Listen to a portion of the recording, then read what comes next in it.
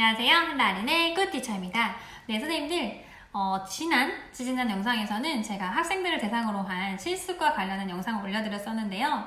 그것과 관련해서 그렇다면 실습 지도는 어떻게 해요, 선생님? 하고 물어보시는 분들도 계셨어요.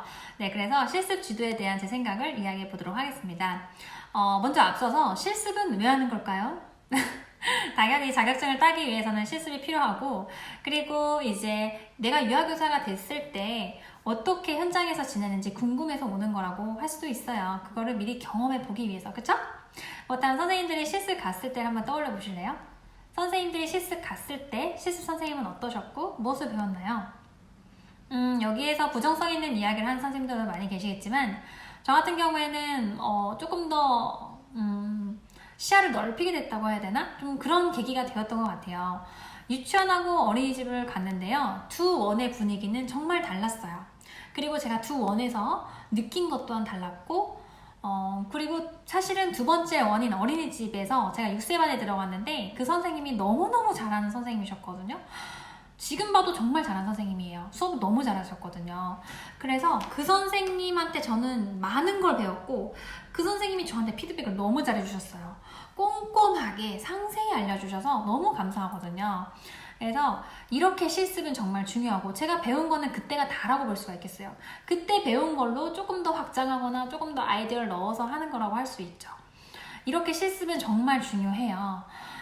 그래서 선생님들이 인지하고 있어야 될 거는, 실습생한테 실습은 정말 중요하기 때문에 내가 그 선생님한테 이왕 오는 거 정말 올바른 방향을 조금 제시해 줄 수 있어야 되겠다 정도는 생각을 하시면 좋을 것 같아요. 제 생각에는. 그리고 그 학생들은요, 학생이에요. 학생. 우리랑 같이 일하는 그 교사가 아니거든요. 학생이기 때문에 당연히 우리보다 못할 수밖에 없고 모를 수밖에 없고 그런 거거든요. 사실 현장에서 알게 되는 게 굉장히 많잖아요. 근데 그 선생님 보면서 왜 저렇게 못해 하면서 너무 계속 스트레스 받기보다는 일단 얘기를 해보세요.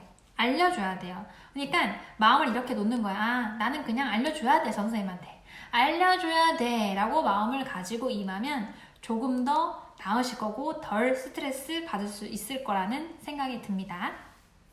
일단 실습 지도를 할 때는요, 사전에 알려줘야 될 게 있고, 그리고 내가 실습 지도 교사로서 꼭 해야 될 거, 그리고 마지막으로는 어떤 학생과 나와의 관계 및 유의점에 대해서 제가 얘기를 해보려고 해요. 첫 번째는 사전에 알려줘야 될 거는 뭐 원들에서 거의 다 있지 않을까 싶은데요.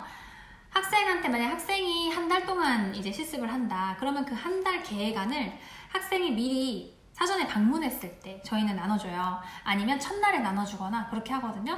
그래서 그 실습을 시작하기 전에 선생님들이 상세하게 설명을 해주셔야지 학생들은 이해를 해요. 그냥 얘기하면 당연히 모르는 거거든요. 그래서 제가 사용하는 실습 계획서를 한 달치를 예시로 지금 보여드리도록 할게요. 네, 이렇게 지금 저희는 나눠주는데요. 이런 식으로 학생한테 상세 일정을 미리 사전에 안내를 꼭 해야 돼요. 왜냐하면 학생들인 경우에는 뭔가 순간 대처 능력이라든지 순간 빠르게 준비하는 거, 이런 게 당연히 안 돼요. 그렇기 때문에 미리 선생님 첫날은 이런 걸 할 거고, 선생님 수업은 부분 수업은 이때 하게 될 거고, 또는 뭐 언제는 올데이를 하게 될 거다라는 거를 미리 이야기를 해줬을 때 선생님들께서 마음의 준비를 더 잘할 수 있기 때문에, 그래서 이런 거를 미리 안내를 해주셔야 됩니다. 네, 그리고 이러한 이제 한 달 틀을 나눠주면서 같이 선생님들이 우리 원에 오면 어떻게 실습을 하게 될지에 대해서 안내를 해주셔야 되는데요. 대부분은 이제 실습지, 그러니까 원에서 실습 담당 선생님이 거의 대부분 정해져 있을 거라고 생각을 하는데, 저희 원인 경우에는 제가 부장교사이기 때문에 제가 이제 실습 담당이어서 항상 제가 설명을 했었어요. 아마 대부분 원감 선생님 또는 부장교사가 아마 실습생들을 담당을 하실 거예요. 그럼 설명을 해주시는데, 이런 한 달치 계획서를 미리 나눠주시고요. 그 다음에 저 같은 경우에는 일지도 뽑아주고 주안도 뽑아주고 뭐 다 뽑아줘요. 그때 그러니까 우리가 공개하지 못할 만한 내용 같은 거는 가린 다음에 나머지 다 뽑아주면서 보면서 이야기를 합니다. 선생님들 보시면 저희 원의 경우에는 지금 주안 보시면 아시겠지만 놀이 중심을 어떻게 진행을 하고 있고, 그렇기 때문에 뭐 이제 주제 관련은 이렇게 하고 있고 애들에 의한 놀이는 이렇게 진행을 하고 있어요. 이런 식으로 설명을 다 해주셔야 돼요. 설명을 다 하고 그 다음에 그래서 저희는 일지를 지금 이렇게 작성을 하고 있는데요. 이렇게 설명을 하는데 저희 경우에는 저희 교사들이 작성하는 일지가 학생이 쓰기엔 너무 어려운 것 같아서 아무것도 모르니까 그렇게 안 하고, 저희가 예전에 주제 중심일 때 썼던 그 틀과 조금 섞었어요. 그래서 다시 만들었거든요.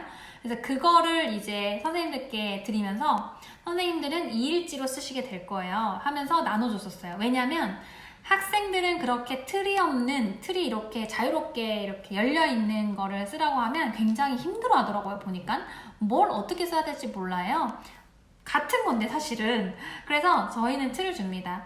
틀을 주고 한번 써보라고 이런 식으로 하고요. 그리고 뭐 우리 원은 관찰을 아이 관찰을 일주일에 몇 명을 할지, 또는 2주에 몇 명을 할지, 또는 놀이 관찰을 뭐 하루에 뭐 2개씩 해주세요. 이런 식으로 저희는 했거든요. 하루에 2개씩. 뭐 저희는 놀이 관찰을 했기 때문에 유아 관찰은 조금만 하라고 했어요. 그래서 최대한 편하게 그런 식으로 안내를 해주시면 되고요. 그리고 우리 원에서 꼭 지켜야 될 거, 우리 원마다 스타일이 다르기 때문에 우리 원에서는 이런 복장을 해주세요 라든지, 우리 원에서는 뭐 이제 핸드폰 사용은 금지예요 이런 거 있죠. 핸드폰 사용은 아마 다 금지일 거예요. 그게 예의잖아요 사실. 네. 그래서 그런 것들에 대해서도 근데 학생들은 잘 몰라요. 그런 거를 하지 않아야 된다는 걸. 그렇기 때문에 이제 그런 걸 이야기를 그냥 처음부터 해주세요. 핸드폰 사용은 이제 아이들 다 가고 나서 선생님들 귀가하시면 그때 하시면 좋을 것 같아요. 이런 식으로 이야기를 해주시면 좋을 것 같고, 그 다음에 뭐 선생님들이 청소를 도와주셔야 되면 선생님들이 청소를 도와주셔야 된다. 그리고 선생님들 태도적인 측면에서 우리 원은 이렇게 해주길 원한다. 이런 것부터 상세하게 이야기를 해주셔요. 한마디로 뭐 오리엔테이션이라고 보면 되죠. 근데 그 담당 선생님이 알아서 하실 거고, 만약에 우리 원에는 그런 실습 지도 담당 선생님이 없다. 그러면 지도교사인 선생님이 하셔야 되는데 최대한 처음에 상세하게 이야기해 주시는 게 좋아요. 안 그러면은 그 다음에 수정을 많이 봐야 되거든요. 그래서 처음에 상세하게 이야기를 해주실 것을 제가 추천을 드리도록 하겠습니다. 그럼 지금부터 제가 본격적인 실습 지도를 어떻게 하면 좋은지에 대해서 이야기를 해볼 텐데요. 첫 번째로 주의해야 될 건 어쨌든 간 그 선생님들은 선생님의 말과 행동을 계속 지켜보고 있어요. 그렇기 때문에 본인이 행동하기 전에 한 번 더 생각하고 행동해 보실 것, 말할 것을 추천을 드리고요. 아이들이 이제 학생이 오면 산만해지기 마련이거든요 사실은. 근데 그때 아이들한테 단호하게 얘기를 하는데 저 같은 경우에는 그냥 얘기를 했거든요. 학생 선생님 있을 때도 얘기를 했고, 어쩔 때는 학생 선생님한테 뭐 다른 거, 뭐 이거 좀만 어디에 갖다 놔주세요, 또는 어디에서 좀만 이거 하고 있어주세요, 이런 식으로 얘기해서 그렇게 좀 단호하게 지도를 했던 적도 있어요. 그래서 내가 어떤 행동을 취하려고 하는데, 말을 하려고 하는데 이게 학생 선생님한테 도움이 되느냐 안 되느냐를 판단해서 도움이 될 만한 거는 하지만 아닌 것 같은 경우에는 조금 다르게 방향을 틀어서 하실 수도 있다는 걸 참고해 보셨으면 좋겠고요. 그 다음에 두 번째는 이제 학생 같은 경우에는 사실 잘 모르거든요. 뭐 이렇게 수업을 해야 되면은 오늘 준비하면 내일 할 수 있을 거라고 생각하는 학생도 있어요. 하지만 그게 아니죠. 그렇기 때문에 우리가 저 같은 경우에는 딱 세부 계획에 따라서 잘 진행할 수 있도록 계속 체크를 해줘요. 선생님한테.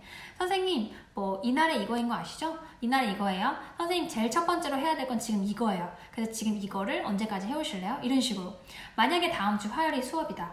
그러면 그 전전주에 전 이미 말했을걸요? 아마 선생님이 그럼 월요일까지 화요일까지 뭐 계획안 1차 계획안 한번 갖고 와 보실래요? 이런 식으로. 그래서 화요일날 피드백 주고 수요일날 다시 또 수정할 게 분명히 있거든요. 또 피드백 주고 목요일날 또. 목요일날 완성이 되면 선생님이 금, 토, 일, 월까지 준비해서 화요일날 수업을 하게 되는 거예요. 근데 이렇게 해도요, 여유를 둬도 선생님들이 계속 수정 보다 보면은 막 다급하게 수업 준비를 해야 될 때가 많아요 사실은. 그렇기 때문에 담임 선생님이 잊어버리지 말고 계속 체크해주세요. 선생님 이거 하셨죠? 그 다음에 이거 내일까지 꼭 이거 마무리해야 돼요. 뭐 이런 식으로 저는 좀 체크를 제가 많이 해주는 편이에요. 학생들은 그 시간이 뭔가 촉박하다는 걸 잘 못 느끼거나 어떻게 해야 될지 잘 모른다거나 이런 게 되게 많아서 제가 탁탁 끊어줘야지 학생도 편하고 저도 어느 정도 마음의 준비가 된다는 거 네, 그거를 선생님들이 체크해 주셨으면 좋을 것 같고요. 그 다음에 가장 중요한 건 이거죠, 사실. 피드백. 그러니까 수업 계획안을 만약에 가져온다, 일지를 가지고 온다, 그러면 이제 지도교사로서 피드백을 해줄 수 있어야 돼요. 선생님이 수업에 지금 뭔가 벗어난 게 무엇인지, 이 수업이 별로라고 생각하는 이유가 뭔지, 그래, 이 수업을 어떻게 해야 재밌게 할 수 있을 것인지, 흐름이 뭐가 이상한지 구체적으로 딱딱 집어낼 수 있어야 되고, 그거에 대해서 피드백을 해주는 거예요. 근데 저한테 선생님 피드백은 어떻게 해요? 이렇게 물어보면 제가 그건 아마 네, 한 몇 분으로는 되지 않습니다. 그거는 선생님들께서 이미 내가 계획안 작성을 잘할 수 있어야 되고, 내가 어떤 수업이 주어졌을 때 딱딱딱딱 잘 쓸 수 있는 선생님만이 피드백을 잘할 수 있어요. 그래서 내가 아직 지도교사가 되지 않은 선생님 만약에 이 영상 보고 계시죠? 그럼 선생님은 언젠가 지도교사가 될 테니까 네, 미리미리 내 수업 같은 거 하는 루틴도 다 알아놓으시고, 그리고 내가 계획안 작성하는 것도 연습을 해놓으시고, 그 선생님한테 보여주기 위해 뿐만 아니라 원래 알아야 되는 거예요. 근데 그냥 막 얼버무려서 넘어가는 선생님들 있거든요. 그러면 피드백 절대 못 해줘요.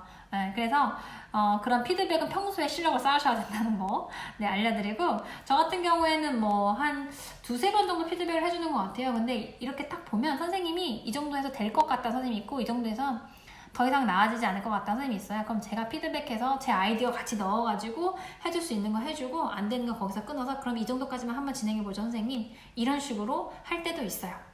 네, 그 다음 선생님들이 하셔야 될 거는 다 연장선상에 있는데요.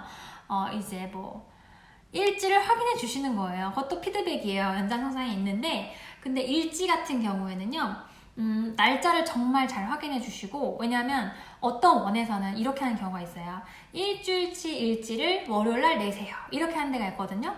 저는 그런 거 진짜 싫어해요. 만약에 저희도 원가님한테 월요일마다 내요. 그런데 저한테는 매일 내야 된다고 하거든요. 왜냐하면 제가 일주일치를 어떻게 봐요? 지도교사로서 저 시간 너무 낭비되거든요. 그리고 저도 잘 기억이 안 날 수 있어요. 전날에 어떤 놀이 일어난 거에 대해서 이 선생님이 적었어요. 근데 제가 그거를 상황을 잘 기억이 안 나면 피드백 해주기가 힘들어요. 그래서 내가 오늘 일어난 일을 오늘 일지를 쓰고 바로 다음날 아침에 제출하도록 해요. 저 같은 경우에는. 그러면 제가 바로 보고 웬만한 거 넘어갈 건 넘어가지만 아닌 부분 확실히 얘기해 줄 수 있어요. 선생님, 근데 어제 이 놀이 무슨 놀이라고 생각하세요? 선생님 지금 이렇게 적었는데 그 놀이가 맞을까요? 이렇게 물어볼 수도 있어요. 일주일 지나면 그 놀이 그렇게 물어볼 수 없어요. 선생님이 관찰이 잘못됐을 수 있는데 그걸 짚어줄 수 없다는 말이에요.